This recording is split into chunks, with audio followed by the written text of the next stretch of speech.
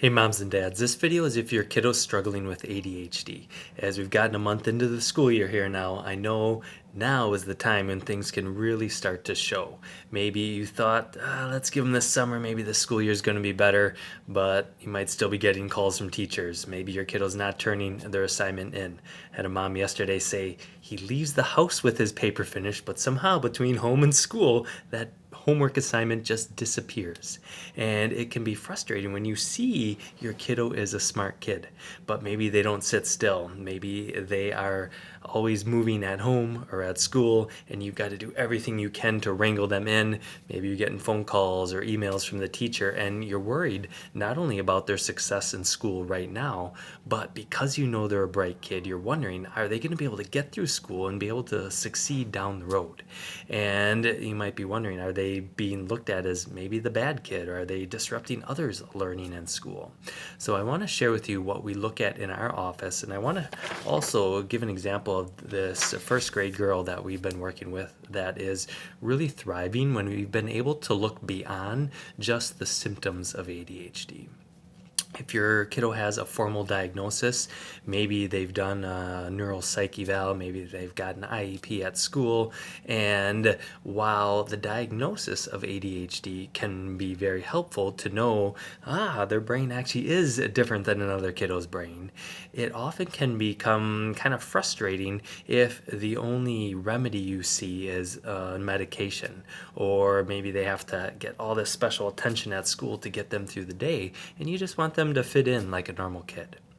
So the biggest thing that we look at in our office is, rather than just treating the symptom, which you could see if your kid's bouncing around, if they're not sitting still, if they're losing their homework, we want to look below the surface. And ultimately, with neurological chiropractic, what we're looking at is the brain and the nervous system. And if a brain is hyper and unable to focus, what we often say is there's too much gas pedal going on. That's this sympathetic or the fight flight side of the nervous system. It's just like your car. If you put your foot on the gas, it revs the engine up and it's designed to go, go, go. And that's good if you're playing soccer or playing basketball or running around outside.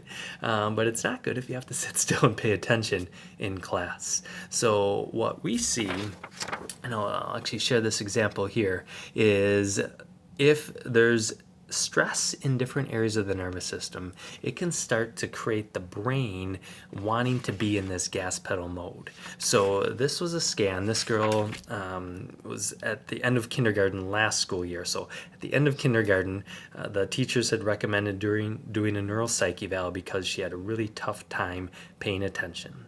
Mom noticed at home that her anger and like explosions at home was starting to increase. Mom said she was kind of like a squirrel. What's happening here? What's happening here? Bouncing around all over the place. She didn't want to be told what to do.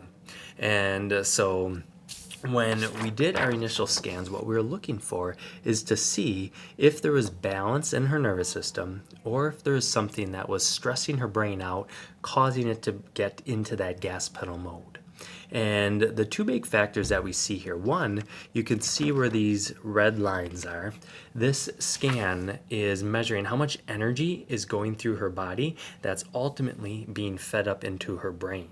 So on this scan, we want to see white bars. So you can see there's a few in there. Those white bars are going to be more calm and organization going into her brain. So number one, we see on her scans that red is going to add stress to her brain, and even while she's sitting, while she's not doing anything. So this scan is done in a stool in our office. So at rest, just like you would be sitting in a classroom, her brain is actually receiving a lot of energy from her body. And of course, especially now, this year she was going into first grade, if you're that age and you're getting extra energy put into your brain, your body has to do something with it. So it's going to be moving. It's going to be bouncing around. Her brain's going to want to act like a squirrel because it has to spend that energy somewhere. The second thing that is actually especially important in this girl's case, you can see where that red is concentrated is at the top of her neck and the very bottom of her spine. Now those areas are extra critical because the upper neck is one of the major brake pedals to counter the gas pedal. The brake pedal up top is the vagus nerve, and that is what slows us down, just like your car slows down. The other area at the bottom, and it's called the sacrum, that's a little triangle at the bottom of your spine. The nerves there are the other part of the other part of the brake pedal. So not only do we have more stress into our brain, but when those areas specifically are off, it's going to cut off her brake pedal's ability to slow things down. Just like your car, if the brake line's cut, you put your foot on the brake because you see a stoplight, but your car doesn't slow down, it keeps going. So ultimately, the good news is, once we started adjusting her, we started being very frequent over the summer and really trying to shift this pattern.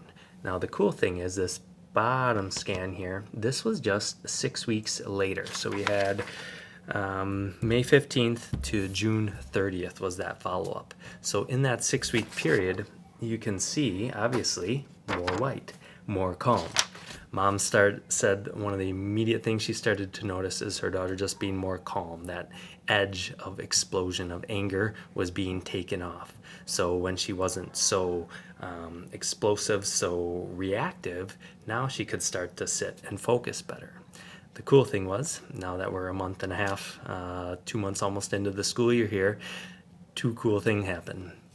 Number one, she got moved up in math class. Mom said as soon as school year started this year, the teacher said, wow, way better than we expected.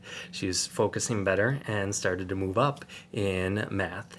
And then the other thing that happened is, didn't mention earlier, but she also had trouble with constipation and with bladder control, and something she'd been struggling with for quite a while, which actually, when we look at this sacrum here, those nerves go to the large intestine and the bladder. And Mom just reported the last couple weeks, her bowel and bladder control has been way better. She has better connection to know when she has to go to the bathroom and not feel so constipated.